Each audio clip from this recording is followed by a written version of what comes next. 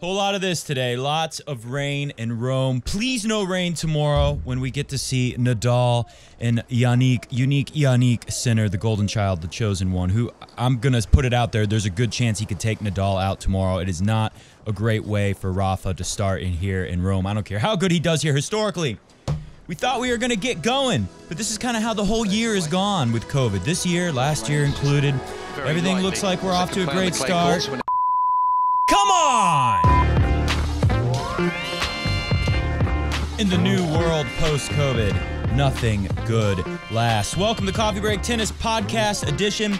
We got to get a show up fast today because it's a very busy day for me, teaching several hours out in Atlanta and then driving up to the northern part of Georgia to play a league match. That's my schedule, so my goal is to get this up pretty early. Novak Djokovic just did win, actually. He came through in a second set tiebreak. Not the easiest start for him with the conditions, lots of rain like this, slow ball. Taylor Fritz, take a look at this really quick. Thanks a lot, Taylor Fritz. Although Taylor Fritz looked good in his win, he had to win a match to play Djokovic, and he was lighting up. It was over Dirty Dan Evans. See, things looked good for him in the beginning of his match too. Nothing good lasts in the new COVID world. Looked a little bit like Andre Agassi, the way Taylor Fritz was hitting the backhand. Did give Djokovic some trouble. Entertaining match, even though you had to watch some of it, then wait a long time for rain, and then get back into the match. Anyways, let's wrap up with Madrid. We're going to be back tomorrow. Like I said, this is going to be a super rushed, super short show. So tomorrow we'll be back. Hopefully the weather is good in Rome tomorrow, or at least isn't, plagued by rain delays all day. We'll talk Yannick Sinner and Nadal. That's the big match tomorrow. And we'll talk. There's a big match maybe coming today. I don't know with if they're going to reschedule for tomorrow or play it later today. But Medvedev and Aslan Karatsev, the secret weapon, versus Medvedev, the guy who called him the secret weapon all the way back at the Aussie Open or the ATP Cup right before the Aussie Open. So that's a good match. We'll catch up on that stuff tomorrow. We'll take a look at the draw tomorrow. Get way more into Rome tomorrow. But right now, let's just wrap up a couple things. Of course, we're going to talk about Sasha Zverev, but real quick, Casper Ruud. A lot of people, this is a great little post he put up. Take a look. The young Casper Ruud watching Madrid. Now here he is, almost winning the thing. Pretty close. Got to the semifinals, Final Four in Madrid. And this is what he was doing so well off of the first serve, finding forehands all the time. Let's find another one. Berrettini doing the same thing. You'll see 85% finding forehands after the first serve. That's how you dominate in tennis for the most part. Surf and turf, serve and crush forehand. Now, let's find this. Take a look here. This is what happened when Ruud was playing Berrettini. Berrettini really looks like a guy who wants to stay top 10, maybe wants to move his way up closer to that top 5. Tough match for him today against Basilashvili, who's already won a couple tournaments this year, including one on clay. And that was a good win for Berrettini to really gut that out. I thought he had some interesting comments talking about dealing with nerves. We'll pop that into the show tomorrow and talk about what Berrettini had to say. But it was Nadal-esque. It was Nadal-esque. All right, so you see here, previous rounds, Casper Ruud. This is the second serve, but things weren't going as well in the first serve either. But especially here's where Berrettini really hit him hard. Previous rounds, after his second serve in Madrid, he was hitting almost 70% of the time forehand on the first ball. So he's striking. Even on his second serve, right after the serve, he's attacking with that forehand right away, getting ahead in the rally. Dropped that number to 42% against Berrettini. So that was what happened for Casper Ruud. I know a lot of people, you know it. I was going to do it. I was going to have play the entire Casper Ruud song if he won the tournament. And we didn't get to do that, obviously. Here, let me see. I got another one. Berrettini, what was he doing against Sasha Zverev? Look at this. This was the beginning of the match against Sasha Zverev, but factor a lot of this from the Ruud match where he did it really well. Wasn't able to do it the whole match against Zverev. And a big thing with Zverev is that backhand is so good. You can set up to attack that backhand corner with your first strike, big forehand, and it doesn't work. Ask Rafa. Doesn't work as well against Sasha Zverev. His game is built really well.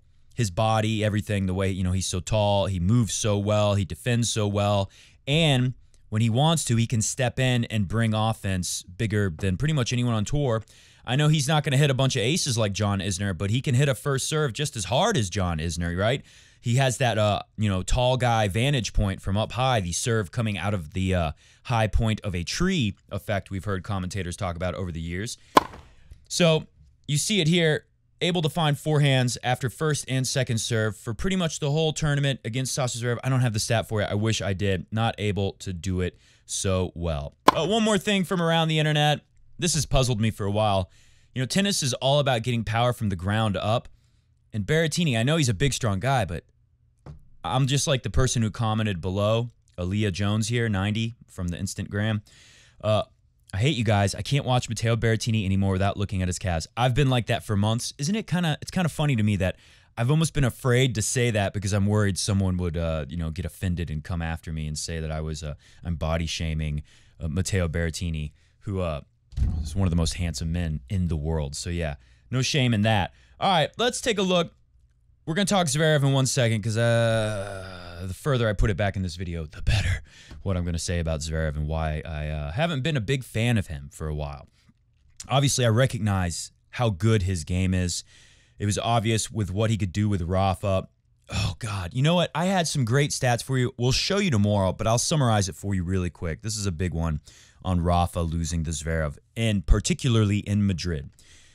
Every year in Madrid, if you look at Rafa's statistics, on serve, he actually tends to do a little better when he's serving in Madrid because the Madrid, the altitude, the thinness of the air, it helps everyone on serve. It makes it easier to get a little help from your serve, especially if you hit a good spot, and then easy to attack right away, right? You see it with Casper Ruud. How is this guy able to find a forehand after like every first and second serve?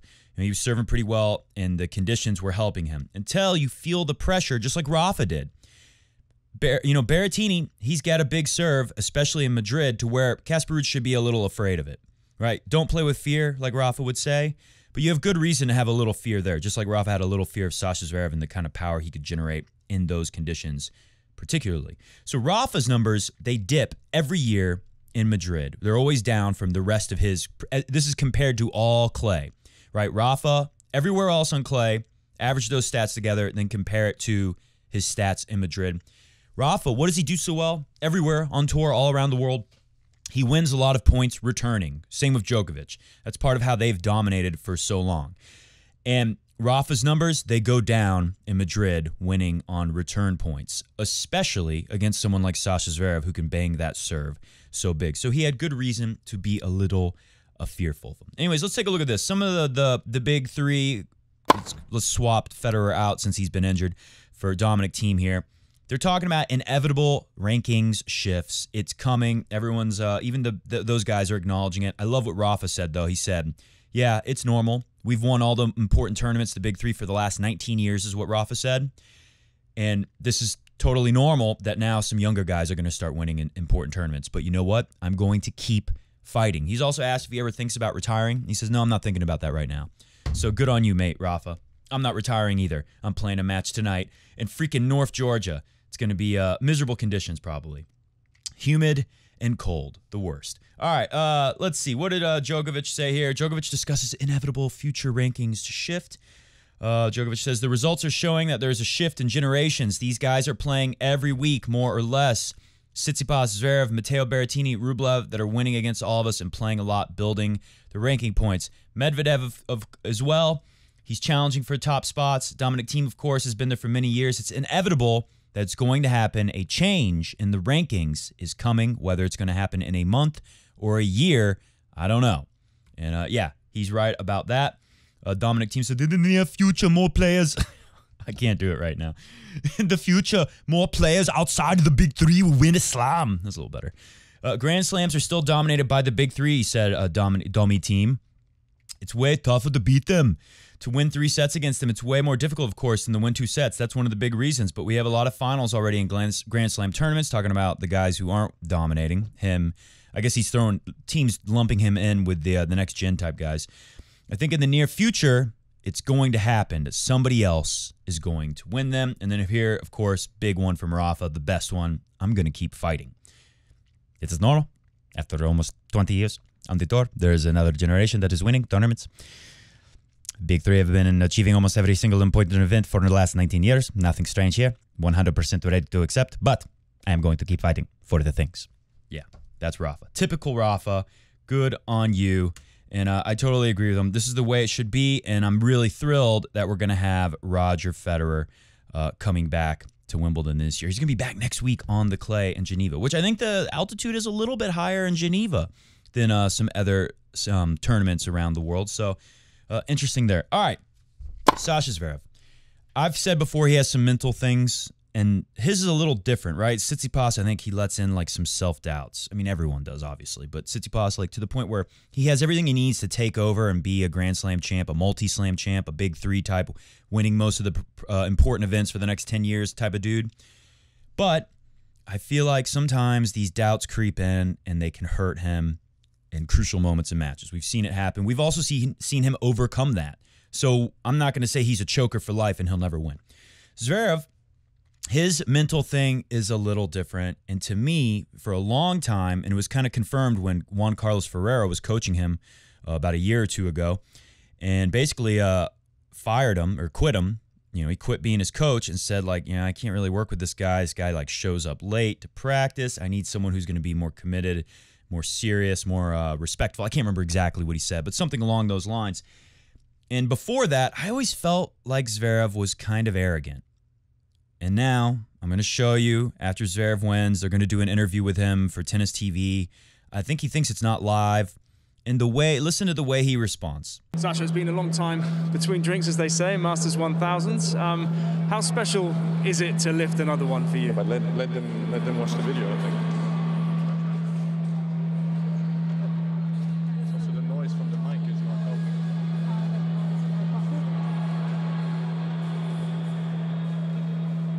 I know the microphone was making an annoying sound. I know they were playing some kind of video in the background, but still, the way he talked to the guy, I don't know. Something about it, a little weird to me, struck me the wrong way a little bit. And I know maybe some people felt like this way about Federer when he was young. A lot of people thought Federer was kind of full of himself, a little bit arrogant. And, when Rafa came along, it was really hard for him to cope with that because he thought he was just the greatest ever. He thought he was God's gift to tennis and the world. Look, Federer's pretty perfect, so I won't doubt that maybe he did have a little bit of an attitude adjustment in those early years that served him well in life. So good for him. I hope Sasha Zverev can do the same thing. And maybe I'm wrong. Maybe I'm reading into this too much. Maybe someone will show me a video where Federer does something that seems way more, arrogant and condescending than that. That's just a little thing I noticed. Here's another one. Take a listen. Hey,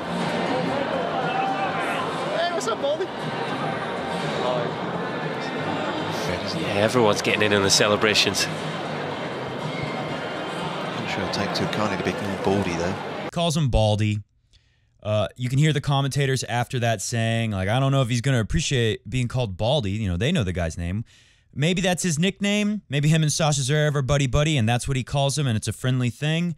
But I don't know. And, I really sympathize with Baldations, like Ivan Lubicic, coach of Federer, Baldo Americans, Baldo Saxons, Baldens around the world, Baldens that live in the Balkans, right? So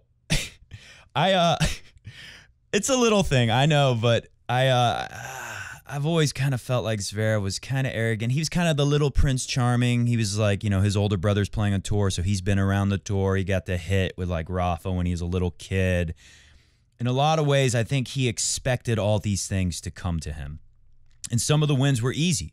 I've heard Zverev talk about it, sounding pretty mature and responsible and respectful when I heard him. But again, you saw that where he didn't think that was going to go live. And the way he's talking to the Tennis TV guy interviewing him. And then when he does actually interview him, I'm not showing you that, but then he puts on the big smile and says, I'm so happy right now. But didn't seem so happy then when he tells him to, don't talk to me for a second. Let's wait. I don't know. Maybe I'm looking into it too much, but I've always been struck by Sasha Zverev as his issue was he a little bit arrogant, expected it, and when things don't go his way, totally loses it mentally. Whereas, opposite of someone like Rafa, who approaches all these situations with so much respect. You read about how he was almost afraid to look Carlos Moya. Moya was #1 in the world at the time, I think, and Rafa was a teenager, and they got to practice.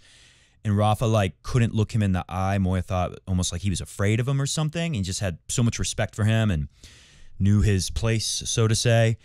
And, you know, when you see that with Juan Carlos Ferrero, former world #1, and he's sitting there waiting at the court, the practice courts, for Sasha Zverev to show up late, and he feels disrespected. You know, this is very different to me. So maybe I'm looking into it too much. Maybe it's not fair to Sasha. Like I was just saying, I got sidetracked, but I saw a clip of him talking about how when he was younger, it was easier to perform against these big guys and to enjoy it and be excited because no one expects you to win.